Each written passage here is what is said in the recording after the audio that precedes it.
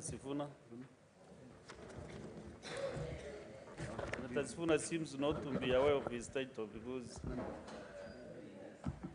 Mr. Speaker, before you get to the end of that statement, there is no way of me knowing you're talking about me when you start by deputy minority. It could be leader, it could be whip. So until I heard the last word in your statement, I didn't know that you were speaking about me. But thank you, Mr. Speaker. Actually, Mr. Speaker, I am speaking to this House on a very difficult day for the people of Nairobi. Mr. Speaker, as we speak right now, many of our people are marooned in their homes. I have seen videos and photos of people on rooftops. Some homes have been swept away. Roads have been swept away. Mr. Speaker, as we speak right now, footbridges in places like Kamkunji and those connecting Kamkunji to Makadara and Embakasi West, all of them have been swept away, Mr. Speaker, because of the rains that are going on. Mr. Speaker, we have a humanitarian crisis that is unfolding in Mathare Valley, and especially in Hospital Ward and Utalii wards. And at this particular point in time, Mr. Speaker, we want to acknowledge that the county government of Nairobi, for all its efforts, is overwhelmed, and we would want to be asking and urging the national government and all the national emergency services to be mobilized in order to save lives in many areas of the city. Mr. Speaker, there is a connection between what is happening now and the motion that is before this House on pending bills. One of the things that breaks my heart, Mr. Speaker, that every time we discuss problems in counties, Nairobi is always at the top of that list in terms of being the worst.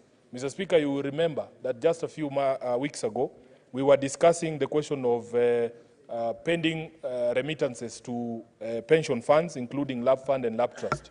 And 3/4 of the money, I think it was about 48 out of the 60+ billion shillings that was owed to the pension funds. Nairobi had the bulk of those unremitted funds. Mr. Speaker, just recently, there was a report on the number of teenage pregnancies across the country, and it didn't surprise me that, again, we were number 1 on that list. So anytime there is a problem across the country, any ranking, we are always at the top of the worst possible list, Mr. Speaker.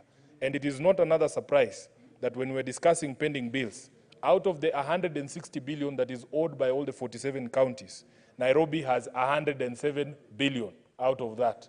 Mr. Speaker, therefore, this motion, I want to thank the Senator for Narok, because this is a motion that is meant to come and save the people of Nairobi. If you look at, Mr. Speaker, the breakdown of that amount of 107, there is the report of the Auditor General for the year ending June 2023. Mr. Speaker, you can see that there is an analysis of the pending bills, the 107 billion shillings that we are speaking about. It is Annexure 2 of the Auditor General's report. Mr. Speaker, first, there is a lot that is made about the 20 billion shillings that is owed to lawyers alone in Nairobi. And whereas many things have been said about it, we would want there to be a process where all these bills are actually taken through an audit process. There was an attempt by the government of Governor Sakaja. When they came in, they brought in a task force to look at whether indeed those bills are payable. I know that it was shared by Senior Counsel Kamotho Waiganjo, but Mr. Speaker, there was an intervention from the High Court sitting in Kitale that declared all those processes to be extra-legal, so that most of these committees were being disbanded without ever handing in their final reports to tell us whether those bills are payable or not. I want to speak, Mr. Speaker, as a Senator of Nairobi, that in fact, sometimes the lawyers are lumped all together, and many claim that, many of those legal bills are fictitious. But there is a process in the Office of the Auditor General to ascertain what is payable and what is not payable. There are many good young lawyers who have done work for the county government of Nairobi, but who are not being paid, Mr. Speaker, at the expense of a few rogue lawyers and especially senior people in the profession who, Mr. Speaker, will raise ridiculous fee notes for work that is not commensurate to that payment. So that, Mr. Speaker, we need to isolate those cases where we believe work was genuinely done, people are genuinely required to be paid, and those payments to be made. Mr. Speaker, in that same Auditor General's report, we have a list of stalled construction projects or development projects in the county of Nairobi. And Mr. Speaker, you will see we have over 12 stalled health projects, construction of health facilities at all levels of the healthcare system, Mr. Speaker. And it amounts to almost 1.4 billion shillings, pending bills. And I've given the example on this floor of the construction works that have stalled at our level 5 hospitals. If you go to Mbagathi, Mr. Speaker, there is a stalled construction project. The contractor abandoned site because of non-payment of bills amounting to over 40 billion shillings. If you go to Mama Lucy Hospital, the story is the same. If you go to Mutuini Hospital in Dagoretti South, the story is the same, Mr. Speaker. And if you go to Pumwani Hospital, the premier facility for delivery of children in this country, the situation is the same. I heard the CS for Health yesterday saying that the monies that were owed by national government to these facilities under Linda Mama program and also under NHIF had been paid. She told us to check the accounts today. As of yesterday, when she finished speaking, I spoke to the CEOs of these facilities, Majority Leader, that money has not been seen. I am also going to check with them today, yes, to see that these amounts have been paid, because we need these projects to be completed. Mr. Speaker, one of the conversations that has been going on with the current flooding in the country and in Nairobi in particular is the question of garbage, Mr. Speaker. We have a big problem where garbage has become a very serious menace, Mr. Speaker, and it is contributing to the situation that we are seeing with flooding, because most of this garbage that remains uncollected in many areas ends up in our drainages, and then you see people's homes flooding. I will give you the example, Mr. Speaker. We had a collection center that was opened at Umoja Inako. Mr. Speaker, that garbage was not meant to stay there at Inako. It was supposed to be collected from Inako and taken to Dandora dumping site. Since September of last year, because the contractors have abandoned their work for non-payment, Mr. Speaker, the garbage at Inako in Umoja has now reached the power lines. That is how high up it has been stacked. We have illegal dumping sites at places like Likoni Road, Mr. Speaker. And if you speak to the business people who operate in that area behind Kartasi Brands, there is a place on Enterprise Road where an illegal dumping site was opened there. Mr. Speaker, all of those businesses from Enterprise Road coming all the way up to Road C, to Road B, all of those places right now as we speak are flooded. People are counting very serious losses because of non-collection of garbage and dumping of soil on the riverbed in that particular area of the Ngong River. Mr. Speaker, I had a conversation one time. One young contractor came to my office. He had been contracted to collect garbage. That gentleman, after receiving that contract, went to suppliers of machinery, the backhoe loaders and the trucks, and got a loan to finance that particular project, thinking that he would be making some money and be able to pay for those equipment. Mr. Speaker, by the time this guy is seeing payment, first of all, he had to abandon work. His machines were repossessed by the financiers. They were auctioned, and of course they were auctioned at a lesser value than he bought them. And the difference between the value that he took and what they fetched in the market at the auction was he was being asked to pay that amount. And yet, Mr. Speaker, when you go to the county governments for this payment, we have this phenomenon where if you don't know somebody to push for you payments through the county government, nothing is going to be done. Mr. Speaker, when you go to have that conversation, this young man was in tears. You go to have a conversation and you've had allegations of people saying you cannot be paid a pending bill in these county governments if you do not agree to part with 50% of the payment. These are not stories, Mr. Speaker. This is the life of many of the contractors that are in our country, and in our county in particular, Mr. Speaker. So the motion that has been brought by the Senator for Narok, I actually believe is a timely motion, and I would go a step further, because some of the recommendations that he has made here. Number one, that the Senate recommends that all county governments pay verified pending bills amounting to less than Kenya shillings 1 billion by the end of this financial year, and those above 1 billion by the end of the financial year 2024-2025. When I hear my counterpart from Nyeri saying they have no pending bills, when I hear our friends in Baringo want to impeach their governor because of pending bills of 115 million, I just wonder which world is this that Nairobi cannot live in, that we can also be at zero net pending bills, Mr. Speaker. So I support the recommendation.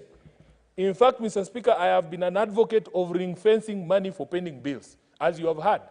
At the rate we are going, Mr. Speaker, if Nairobi gets 20 billion shillings every year in equitable revenue, it will take us 5 years. If we are doing nothing but paying pending bills, it will take us 5 years, 5 years allocation to get to 100 billion shillings in order for us to clear our pending bills. So, Mr. Speaker, I do agree with the recommendation here that the county governments must prioritize payment of pending bills.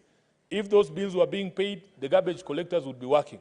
Mr. Speaker, I forgot to tell you that if you look at the report of the Auditor General of the year ending June 2023, the number of stalled road projects, these are construction projects that include roads and ECDE, are over 50 projects, Mr. Speaker. And some of them include works that would have, that would have made the situation with flooding a bit more better than it is right now. Mr. Speaker, we have stalled projects with sports facilities as well, amounting to 64 million shillings, pending bills owed to people who are supposed to be completing construction of sports stadia in Nairobi. Mr. Speaker, therefore, I want to agree with the proposal here that county governments must prioritize payment of pending bills as a first charge on the county revenue fund. But what we don't understand is why is this not being done even as it is, because that is the law. The law is that we pay our debts first before we do anything else. Why is the control of budget allowing county governments to receive money, to continually receive money, when we know it is not going to the payment of these pending bills as a first charge on the county revenue fund as provided for in the law? Mr. Speaker, I want to make another proposal here. And this is something that I'm sure Senator Ledama agrees with. There is actually no point for any county government to begin construction or new projects when we have stalled projects that have not been completed. Mr. Speaker, if you go to Joseph Kang'ethe grounds in Woodley, there is a social hall that was begun by Governor Kidero in 2013. Up to today, between 2013 and now, Mr. Speaker, even though we have had subsequent county governments, no county government has seen it fit to allocate any resources for the completion of that social hall at Joseph Kang'ethe Woodley grounds. So why would a governor, upon election, Mr. Speaker, not prioritize completion of projects, and then you come up with new projects that are going to, again, get us into this rut that we are in? So, for instance, I have advised my county governor that, yes, he had this plan to subdivide Nairobi into 4 boroughs so that there can be better management of the city. But you don't need to build new borough offices. That is the one thing that I have told him, and I'm sure he understands, that in fact, when we have ward offices for the counties, there is no need for us to build any new offices for the county government, yet we have stalled projects in the health sector and other critical sectors, Mr. Speaker. Then, Mr. Speaker, there is a proposal here that county governments shall only pay pending bills contained in their respective procurement plans pursuant to Regulation 52 and 3 of the Public Finance Management County Government Regulations. Mr. Speaker, this is one of the most abused areas, that county governments will request for funds. They will give lists to the control of budget saying these are the projects or the bills we are going to pay.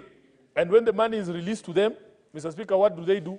They do that, what the senator for Taita Taveta was alluding to, called voiding of transactions, so that they can then preferentially pay those who they have struck deals with in order that they can receive something as kickbacks. Mr. Speaker, therefore, I am a strong supporter.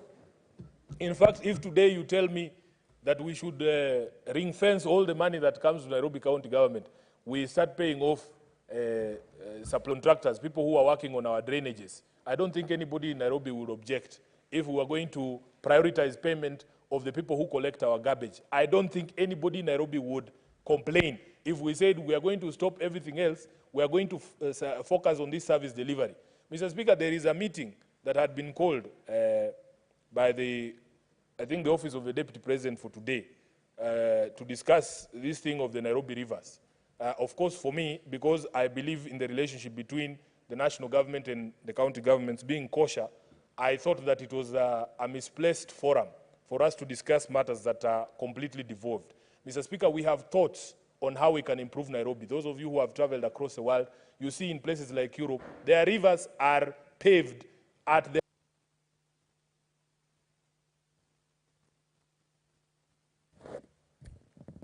Okay, next is Senator Chute Mohamed. Asante sana Mheshimiwa Spika. Ningetaka kumshukuru Senator wa Narok, Senator Ole Kina kwa kuleta maono na shida ambayo counties wako nayo kwa pesa ambaye haijalipwa kwa muda mrefu sana. Mheshimiwa Spika, kawaida county serikali ya county na serikali kuu bado ni